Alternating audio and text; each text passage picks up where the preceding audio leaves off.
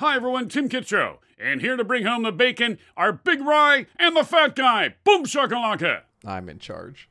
What's up, YouTube? It's the NFL picks against the spread for Week 8, 21-22 NFL season. Fat Guy, we are 500 this year, 51-51-3.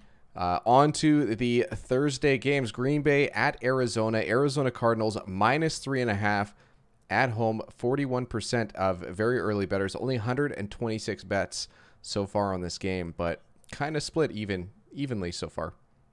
Funny that you say that. I'm two of those 126 bets.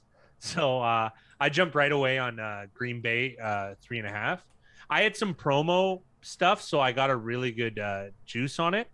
But you got to think here. So we're trying to do the closing line value thing, and this could very well just stay at 3.5. Mm-hmm. And I'm fine. I'm fine with taking Green Bay at 3.5. But this is the thing: when you're assessing closing line value, if it goes to 4, the push frequency on 4 is what, Big Rye? Like, you don't have it in front of you necessarily, but like, it's pretty low, right? On 3, it's enormous. I'd rather gamble, and if it's going to shift, even if it's more likely, like the probability is higher, it shifts to 4. I would rather that because of the gap in value between 4 and 3. 3.5, it's the hook. I want the hook. I want the hook in this game. It's probably a natural 3-point game between these two teams at this stage in the season and the health of these two teams. So I think this half point makes all the difference, and I think it'll beat the juice long term. I like the Green Bay Packers, and I've already bet them. And 3 compared to 4, 3 is about 3.5 times more likely to land on than 4. There you go. There you go. Pittsburgh at Cleveland. Cleveland opened 4.5-point favorites at home. Fat Guy, what do you think about this one? Well, I'm depressed. I'm depressed at the missed opportunity. The sports book that this was offered at is marketed to Canadians. Whoa, here we go. And I've been researching it for a little bit of time. And it's like the only one where I didn't sign up for in the last, whatever, because I've been trying to expand my portfolio of outs, as they say. And I at any of the books I had it opened at 3. And at 4.5, I would have instantly taken the Steelers. I think at 3, there's even possibly some value just because of Cleveland's a pretty injured team. They only have 3 healthy starters currently right now, like as far as we know. The status of Baker Mayfield, I'm surprised that if he plays this, how can you really be, obviously I'm not a doctor, clearly. Yeah. But I mean, with a torn labrum completely on your shoulder and a fractured shoulder, I know it's non-throwing, but do you run with one arm? Does anyone do that? How uncomfortable would that be? And how close are you to just being pulled out of the game? Do you know what I mean? Like a quarterback hit a light one could do it, right? And what, are you just going to shoot up his one arm with cortisone? And then also too, it affects not only your mobility, but it has an impact on your footing. And your mechanics throwing, even though it's your non-throwing shoulder. So I think if they let's think about it. If they start a Baker Mayfield that's injured, that's probably worse. Let's be real, than a healthy Case Keenum. The only bright side for the Browns is I think they have a coaching advantage across the league. I think Stefanski's number 1. I like him and Brandon Staley from the LA Chargers. And of course, shout outs to John Harbaugh. But I like even Belichick. It's the 4th down decision making is just slipping, right? So I think there will be tremendous closing line value for anyone that got this price, and I commend them on it. And there's a lot of 3s out there as well. And I'm even considering pulling the trigger on that because I really think Steelers are 1-point dogs, or maybe a pick 'em even on the road against what I believe to be a severely injured Cleveland team. I mean, that assessment could be wrong. But I think it's going to be tough. I do. They're starting 3 receivers are injured as well, right? Not that I care about that, but we always talk about cluster of injuries, right? It's harder to trot out Rashad Higgins as your WR1. Not that I care about receivers in the long haul, but 3 receivers is a bunch. Although Odell Beckham is probably an addition by subtraction at this point. I know I went long on this one, but I am a Cleveland fan. And oddly enough, we're going to be taking the Steelers. I'm going to bet against them this week because my Brownies are banged up. And this price is, I believe, too good to pass up for the Steelers. Next up, Miami at Buffalo. Buffalo opened at 13.5 at home as favorites. 96% of early bettors are on the Bills. Fat Guy, Where are you leaning? Well, this is one of those things where, like, when we're putting it down, yeah, we're trying to go about for closing line value. So shouldn't we just take Buffalo, right? They're off a bye. Miami has Tua. I just don't want to. I'll take the double-digit dogs purely in a contest affair. You and I really don't like this game from a betting standpoint. And the as Big Rye is pointing out too, like, I got a bad line on both Detroit and Houston when I bet. Went 1-1 in those plays, but it's the difference is negligible, is it not? Like, the higher you go, Big Rye? Yeah, pretty much 14 is the last key number. Everything else, it's like, it's 2-score games. So many things can happen score-wise. And not so much like we're prognosticating this. Like, this is what's actually happened, at least over the last 360 The so data, games. The next key numbers are 17 and 21. That's so, like, but that they can't even be classed. They're tier 3 key numbers, if that makes sense, right? So when getting these big spread games in NFLs, in the NFL, we tend to just like the dog, even if we get a negative movement against us. It's not really a big deal. 14 is the last, like, of the tier 2, I guess, key numbers, and we're just going to take Miami purely contest. Popcorn pick. Can we get a cover from the Dolphins? Fat guy. Next up, Carolina at the Atlanta Falcons, who are 2.5-point favorites at home. 64% of early bettors on the Falcons. Is there any closing line value in this game? Yeah, I think there is, and oddly enough, on the Falcons, I think it settles on 3. I think the early 64% of how many bets? What's the volume here, Big Rye? Let me take a look. It's going to be close to, if not exactly, 100 bets. 100, beautiful. Yeah, I think Falcons here. This is like, what a difference a day makes, as they say. What a difference a few weeks make. Like, think about this: the teams haven't changed at all. But this line in week 3, what would it have been? Carolina -3. You see how silly this is? Probably more. Like, it would have been like Carolina 5.5 type of thing. It's just none of that makes any sense. That's why, like, the true picture comes out in the wash further. That's why, like, I like to use late season baseball. I don't think any sports better, they can say what they want. I don't believe that anyone can beat late season baseball, and if they can, it's less than 1% on anything. And that being said, how does that correlate to football? The Lions get better, and, like, I think this is an Atlanta 3, right? Like, it's you can make a lot of, like, even from a handicap perspective, you can make a lot of cases. There's a clear quarterback advantage for Atlanta. You can say what you want about Matt Ryan. You can't boldly tell me that there isn't a quarterback advantage for Atlanta. He is better. Like, this 2.5, I think, should be a 3. And that half point means everything on the most key number. The gold A1 tier number is 3. So I like a little CLV on the Atlanta Falcons, who also had a win, and Carolina had a brutal loss to the Giants. And think about that too. In the eyes of the public bettor, is there a bigger sting than losing to the Giants? Maybe Houston right now. With that, like, it's not a good look, right? So who's really, like, Carolina's probably been stung by the bettor. And here's an interesting thing. The number of bets bet, the volume of bets on Carolina, they're 7th in the league. We're going to talk a lot about regression to the mean, and I think in this this week, and the name of the week also reflects it. And I think Carolina is going to regress around 16th. That's my guess, is they'll finish around 16th for number of bets, because better confidence, I think, is out the window, especially after that. That was a very square pick, Carolina, despite me taking it for a closing line value last week at -2.5, but it went to 3. So I did achieve that the result wasn't, though, but Carolina -3 was a very square pick. So I have a feeling that the vote of confidence is going to go down, and Atlanta might get a little bit of love with their victory over Miami, even though this is purely like recency bias. So we're going to lay the 2.5. We'll take the Atlanta Falcons. Next up, Cincinnati Bengals traveling to New York to take on the Jets, who are 8.5-point dogs at home.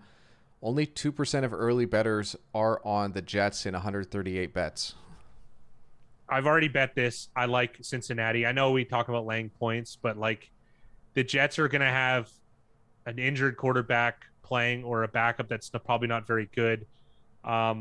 I think this line's too low. I think it settles on 10.5. I think there's a lots of closing line value on the Bengals if you can get them below the number of 10.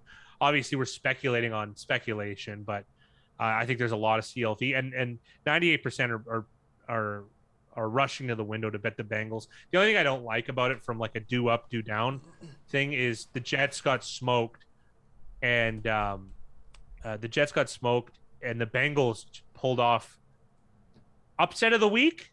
You know, they're 7-point dogs, and they smoked division rivals, Baltimore Ravens, who haven't been beaten since week 1 against the Las Vegas Raiders, and they've beaten some really tough competition, including the Chargers and the Chiefs. Yes, I know the Chiefs were 3-4.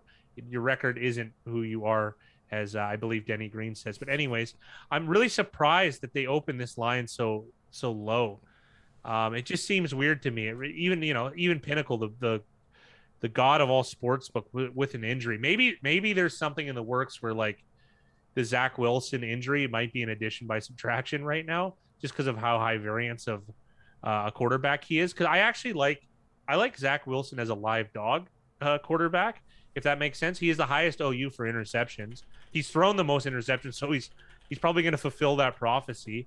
But so I like them more as a chance to win. So perhaps without him at quarterback, they have a higher chance of covering because they'll play like boring, try and keep it close, but still lose football with the Jets. But anyways, I think this is a mispricing. I think it should be 10.5. 10.5. I wouldn't have liked either side, but I think 8.5. There's some good closing line value on the Bengals. And shout out to Bill Parcells, who said you are what your record says you are. There we go. Yes. The point is that you can't reason distance between you and what you accomplish or don't accomplish. Results speak for themselves. Okay. Not in gambling. Yeah, next up, the Tennessee Titans at the Indianapolis Colts. The Colts opened, surprisingly here, as 2.5-point favorites at home. Only 3% of bettors are on the Colts. And this is an interesting one, Fat Guy, because we are recording this just before the start of Sunday Night Football. So the Colts are just set to play as we speak. Yeah, and I've already got the Titans here. And hard to get, though, at this number. Very few places. And it's not like this is such a weird thing. Like, I kind of like the Colts to win this game, but it's not about what I like. Okay, let's throw that out the window. This is a look-ahead line.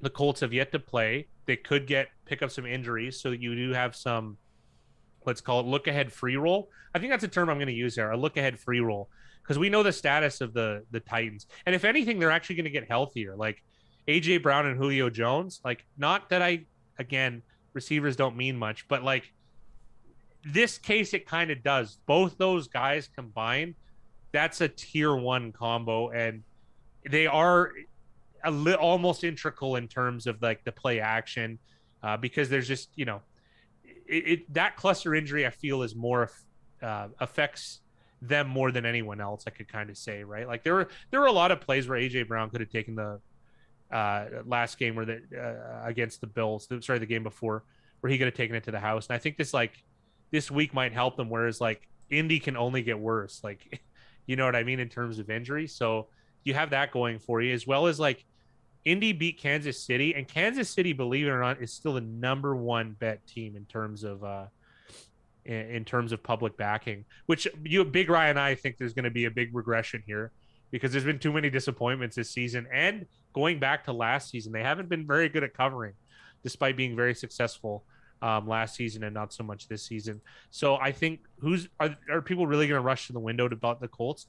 Maybe if they get a huge blowout, but this is also too, there's some extenuating factors too. Like the weather is not going to be very good theoretically. I mean, I don't have the game up in front of me, but weather, what was the term? Was it atmospheric rain? What was the term that we read? It was something crazy. Let's put it that way. Yeah. So a weather phenomenon. So like, you have to think in terms of people that weigh heavily on recency bias. If the Colts blow out, let's just say they win 40-0 against the Niners, it's going to have an asterisk in people's head, because people like making excuses for when they lose or they're wrong. And they go, oh, but the weather was terrible. So whereas if it's just a straight beatdown and it's indisputable, then there's like, you know what I mean, where it's very hard to blame on any one thing. Of course, they'll find a reason, but like there's no caveat to it. So anyways, all of this being said, closing line value, I think, is going to heavily heavily land in favor of Tennessee, especially if the Colts get an injury and they get blown out. You could see Tennessee being -3.5 here. Like, that's how bad I think it could go.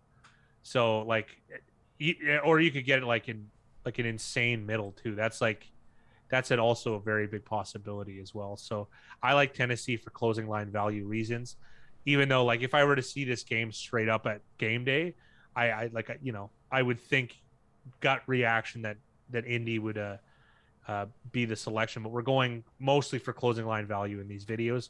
That's the whole idea. So Tennessee and the points somehow. And then just to highlight, Kansas City last year 8-11 against closing lines, and so far this year 2-5 against the spread on closing lines. There you are.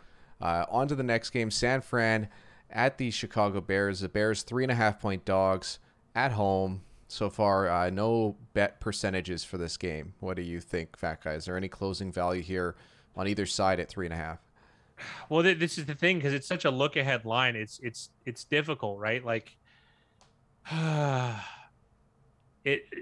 then in the same token, like Chicago got a serious beatdown. So like the sentiment of the public, I think, is just going to weigh with San Francisco, almost in spite of the result. And we just went over about the weather. Like, they're almost going to get a freebie if they do get blown out. Because, I mean, again, the game's happening right now. San Francisco's 18th in terms of percentage bet on them. Chicago 27th. And I don't think the 27th is going to increase anytime soon. No. There is something interesting, though. Chicago might be the Philadelphia of last year, although Philadelphia is the Philadelphia of this year in terms of money percentage, because Chicago, they're 27th for number of bets, but 19th in terms of money, which usually screams sharp action on Chicago.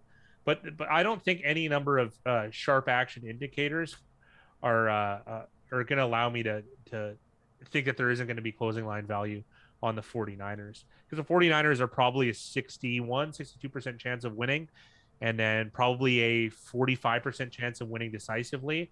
And people, when they look at their parlay cards, they're just not going to want to select the Bears, who have struggled against everyone. And even though the Bucs are the Bucs and they're maybe the best team in the league, they got destroyed, and that's just not going to sit well. And another thing too about the Bears, from a fantasy perspective, production perspective, they're abysmal. And I don't care about fantasy. It's the last thing I care about. It's one of me and Big Rye's least favorite things, to be honest. But you have to think, what is the casual square better? Like, what sticks out in his mind? Fantasy performances is the number one thing I hear about. And if you look at like the box score for the Bears, it's been abysmal multiple weeks, in particular this last week. So I just don't think the squares are going to show up for the Bears. And that means they're going to want to pound the 49ers pending this result and injuries. So closing line values, despite being a look ahead, is the 49ers. And also too, 49ers are one of those things where they're an okay look ahead play because of the quarterback situation, because there's conflation. There's Trey Lance and Jimmy Garoppolo. There's some reports of Jimmy G being a little bit of a wimp, but I mean, he doesn't really have a bad injury. It was a strained calf or something. I guess that would support that evidence.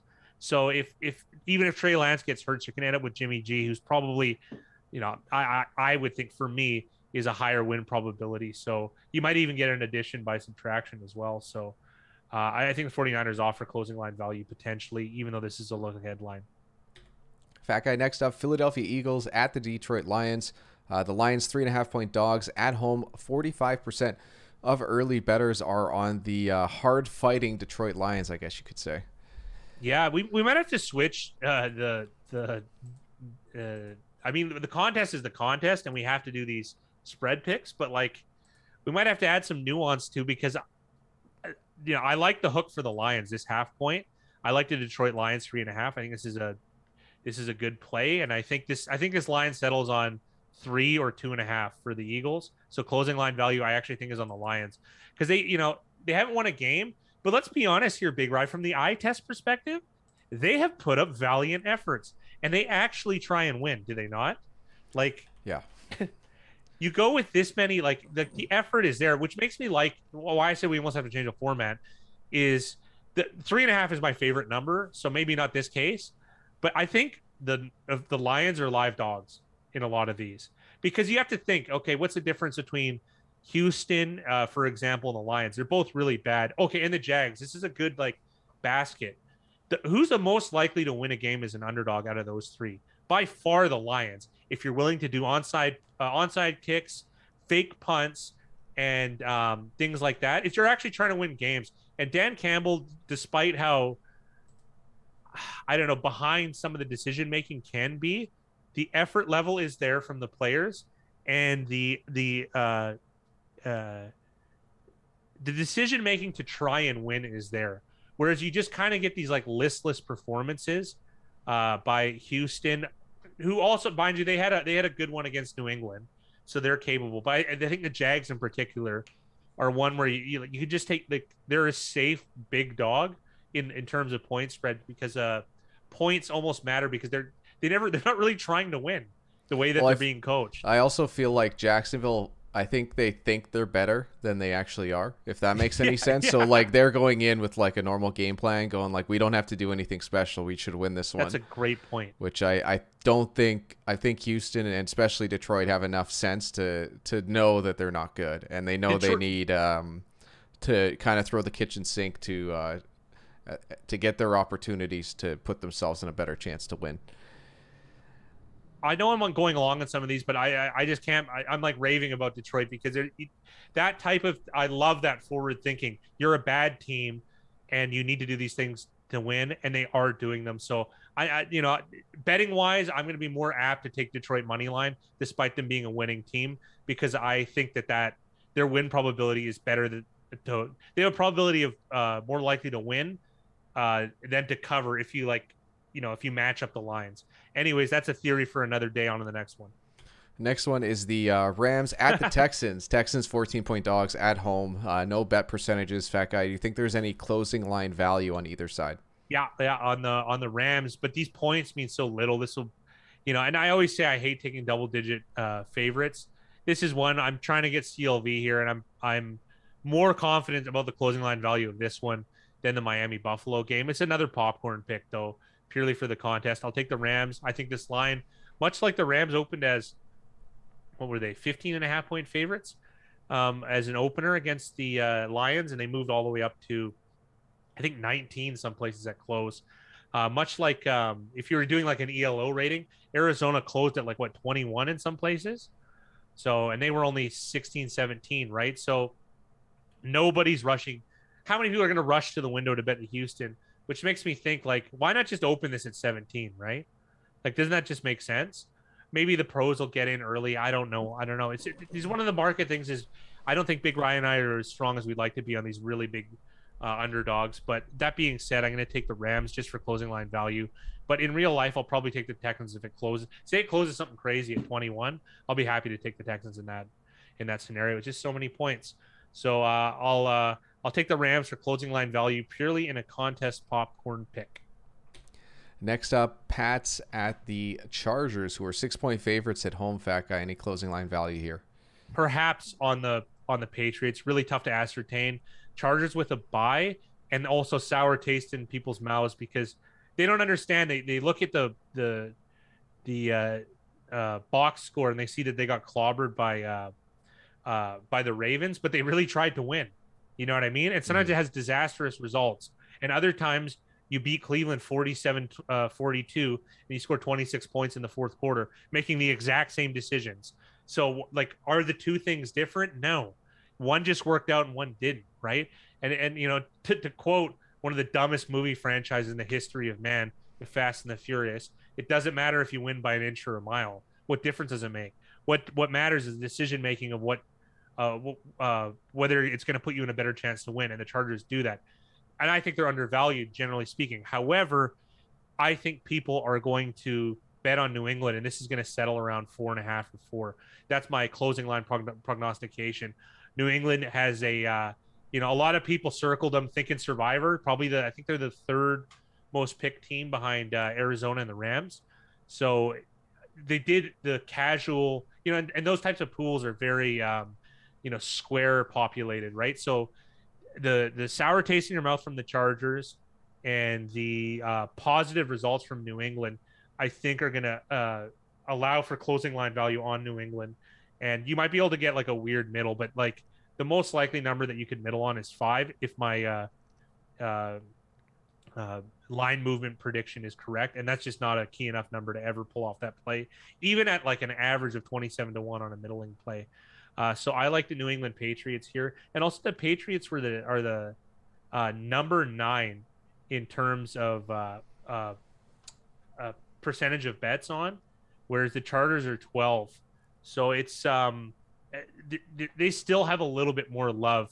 Perhaps it's residual Tom Brady, Bill Belichick, but I still think the square is perhaps coming around a little bit more on the Patriots just because they did them right in crushing the Jets this weekend.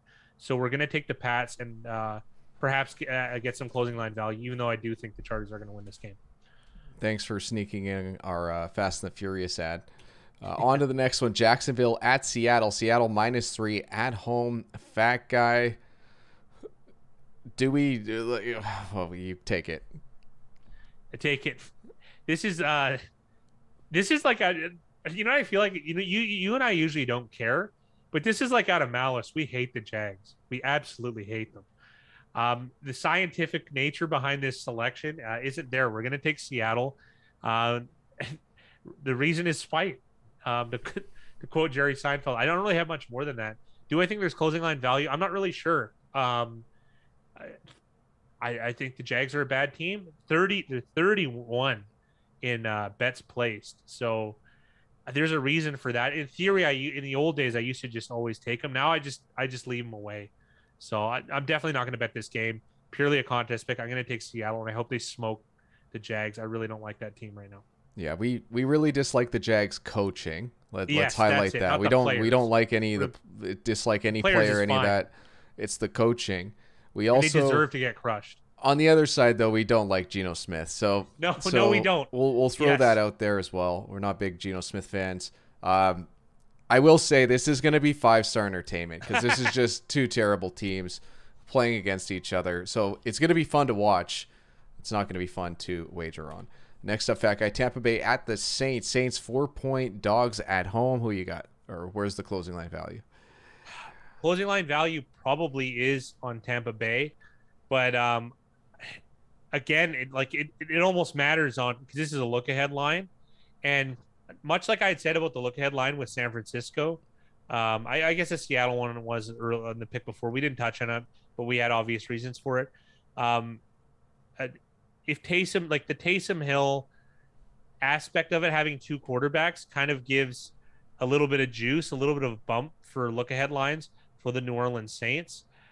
I mean, I guess technically closing line value could be gotten on Tampa Bay, but I mean, four on the road in a divisional game just seems like a lot. And I feel like the New Orleans Saints are going to get some love in percentage of bets. So even though Tampa Bay is crushing everyone, I don't know if this is actually going to be a hard sell. So this is a don't buy in terms of Jim Cramer.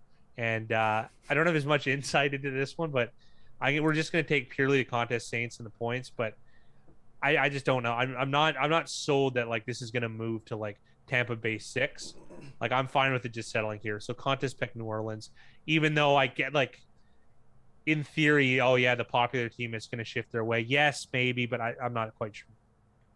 And then next up, we have the football team traveling to Mile High to take on the Broncos, who are 4-point favorites at home. Fat Guys, are there any closing line value in this one? I think this should be a 3, realistically. The problem is, though, the football team isn't exactly the 25th in terms of percentage of bets from the public.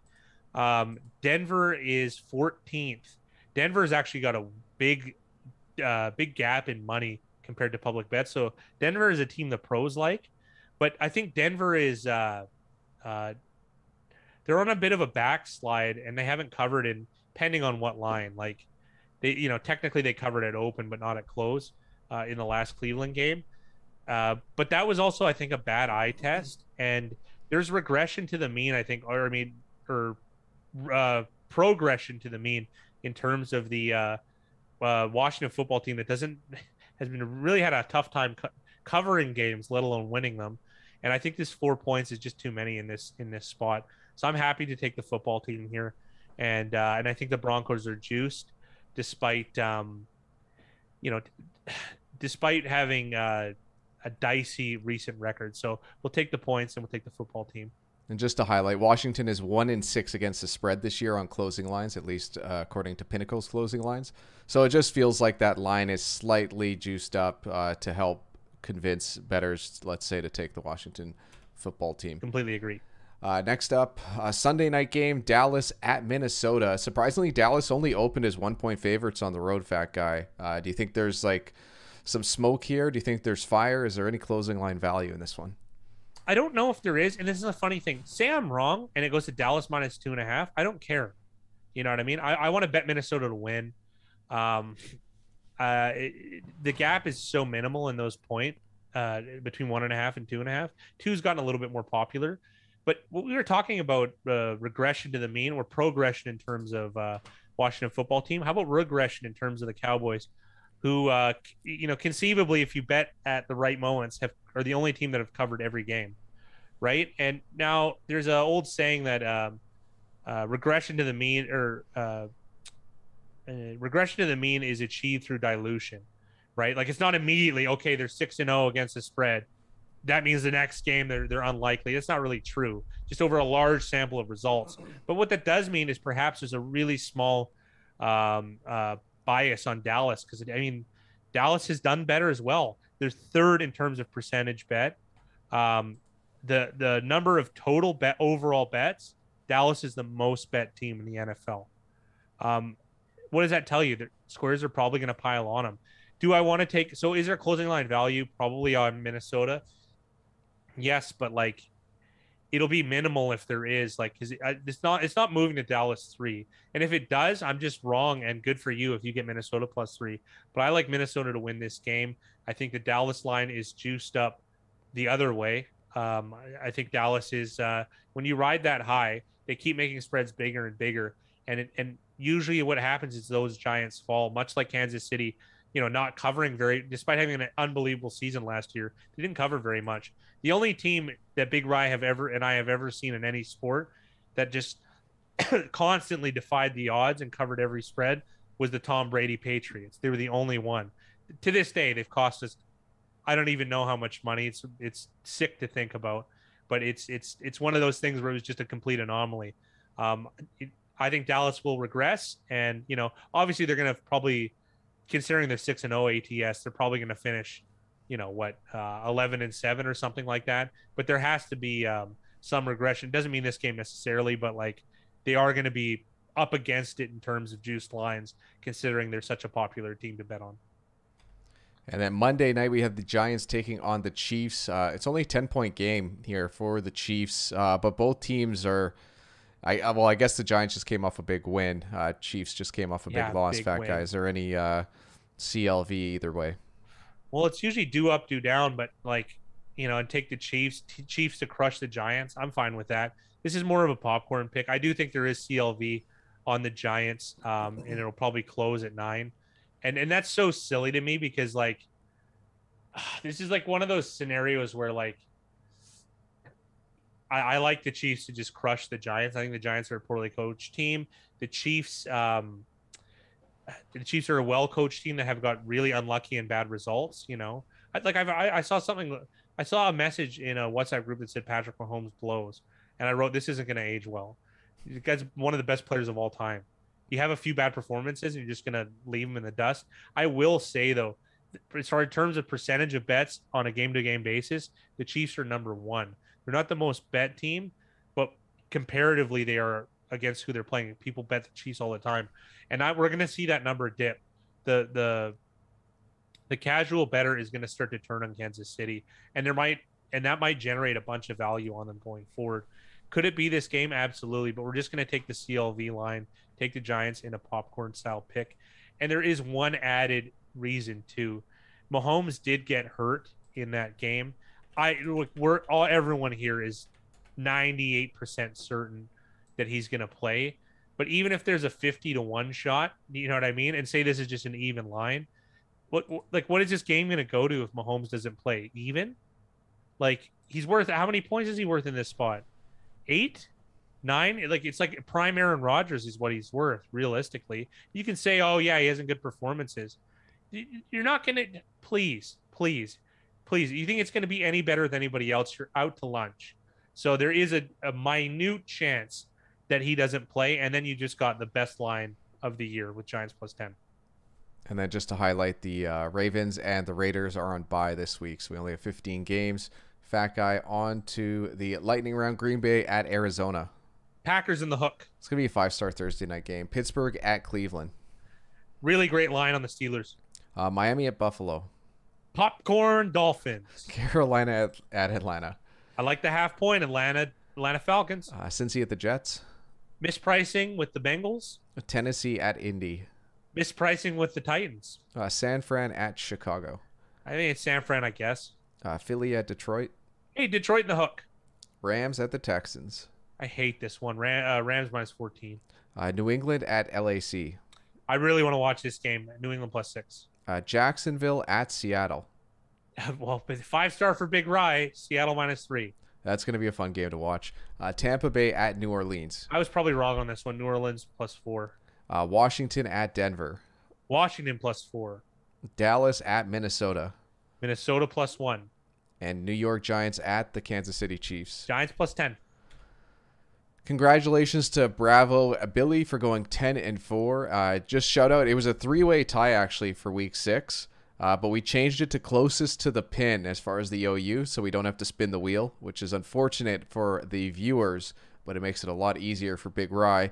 And Yes. Bravo Billy hit the OU exact. The final score was 34-31, and he guessed 65. So congrats, Bravo Billy. Well-deserved win for being spot on the OU for the, I forget which game it was, but it was a 34-31 Monday night game.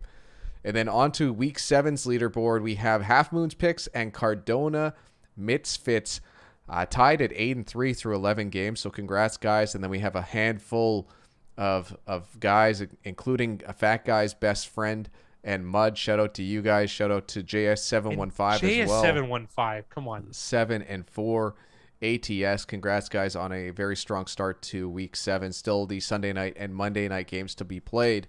And then overall, Colty Boy continues his strong play. Right on. But who's sleeping on Cassone, who's only 2 games back now? Sleeping on him. Only 2 games back. Cassone, the leader from last year, is still continuing his strong play. I expect a lot of comments on this video asking for Cassone's picks, but good luck, guys. You can ask him yourselves. Fat Guy onto the JS715. A name of the week, honorable mentions. Jackson Mahomes choreographer. I'll let you guys, peruse the TikTok app yourself. I'm not one to kiss and tell, as they say. What did the Fat Guy say to the waiter who brought him an overcooked steak? Well done. Well, I mean, as much as I like puns as much as the next fat man, but well done steak, never. Rare, medium rare at the most. That's how I eat my meat. I like the blood or hemoglobin or whatever the term that they use, that weird thick substance. That sounds really awful coming out right now. But anyways, I like my steak medium rare. Thank you. The Browns' remains have been found. Perhaps a tip of the hat, tip of the shades to the Cleveland Browns injury woes. Remember the Titans? I'll let you figure it out. Fat Guy means good wife. Sure. A good churchman is always in everybody's business. I'll let you read that aloud. Help wanted, the Detroit Lions football team. Yes, from a personnel perspective, the effort and the heart is there, though, I feel. And thank you to anybody who sends to Big Ryan the Fat Guy at gmail.com. Fat Guy talking about how he likes his meat. This is the JS715 name of the week. Whoa, kaboom! I really like this name. Usually we go with a funny one, but this one just encapsulated a lot of, we'll call them themes of the show. And this, this person's had success. It's their usual name is Worm77, I believe. And this is their joke name of the week: death taxes and regression to the mean. Just retooling or rephrasing a common idiom. And it's true. It really is true. over a long enough time. Think about it this way. Even to give you a weirder example, think if you had 10 million NFL seasons, I bet you it would be within a couple wins, Super Bowl wins of every franchise. So on a long enough timeline, everything goes to zero. I think I stole that's a Fight Club Chuck Palahniuk or whatever book phrase. But anyways. Make your picks against the spread for Week 8 at BigRyanTheFatGuy.com. There's a $100 prize in Bitcoin to the regular season winner. Fat Guy, that's it. That's Week 8 in the books. Is there, we're starting to get further on into the season. Is there like, we talk about closing line value, CLV, as we called it in the video. Do you see dwindling. Is it dwindling? There's not a lot of opportunities here. There's not How many lines did you see that came out right away where you're like, I got to hop on that right away? Green Bay, Pittsburgh, Cincinnati. There we go. Right off and Tennessee, if you could get that. That's it. And like, I wanted to, this is the thing too. This is a part about being honest. You know what I mean? Maybe we're not the most knowledgeable. I like to think we're up there though, in terms of the YouTube colleagues we have. They're not exactly, they're misinformed. Like, there's no lock. There's none of this stuff. We're talking about small edges, like a couple percentage points, right? And we're just scraping and fighting, right? Because we have to beat the juice, which is a tough hill to climb. It's getting tough, and I love this show, but like a lot of it's the idea behind this show isn't so much the picks. It's the process and the effort and the decision making behind them. So I hope that's what you guys pull out of these, right? Because do I really care if I'm right or wrong with Jacksonville, Seattle? No, I don't. And it's not that I don't care about the picks. It's I have an indifferent opinion to it. I really do, right? And it's just one of those things. It's going to get more difficult. And as the years go on, I think it's going to get really difficult. And we don't want to be a tout show. So all we can do is just try and inform you with the information that we have. And hopefully we ourselves learn from the mistakes we make and from the input of users like you. Join the membership and join the Discord, and you may be able to aid in that process. Good luck to you guys in your picks for Week 8.